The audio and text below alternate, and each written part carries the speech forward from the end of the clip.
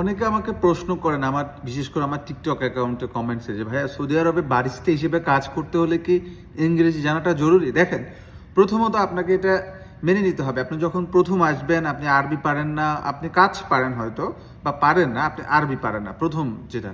তখন আপনি যখন ভিন্ন কোনো ন্যাশনালিটির সাথে কাজ করবেন তখন সমস্যাটা হবে যে কি, সে আপনাকে বুঝাইতে পারবে না, প্রথম আপনি আরবি পারেন না, তখন আপনি যদি ইংরেজি পারেন, এই জায়গাটা আপনার জন্য অ্যাডভান্টেজ হচ্ছে যে আপনি ওই জিনিসটা, সে আপনার অন্য ন্যাশনালিটির কলিগ আপনার সাথে ইংরেজিতে বলবে, আপনি সেটা দ্রুত শিখতে পারবেন, পরে আপনি ধীরে ধীরে আরবি শিখে ফেলবেন, কোনো সমস্যা নাই। এবং আপনি যদি নতুন হন, আপনি সার্ভ করছেন ধরেন কফিটা, কাস্টমার আরবি বলে আপনি, সে যখন বুঝবে যে আপনি আরবি পারেন না তখন সে অ্যাপ্লাই করবে ইংরেজি। আপনি যখন ইংরেজিতেও পারবেন না তখন তার জন্য একটু অকওয়ার্ড হয় এবং সে বিরক্ত বোধ প্রকাশ করে। সো আপনি যদি ইংরেজি পারেন আপনার কনফিডেন্স লেভেলটাও একটু হাই থাকবে স্টার্টিংয়ে। আমার কাছে মনে হয় যে ইংরেজি জানাটা খুবই গুরুত্বপূর্ণ, একদম আবার খুব জরুরিও না।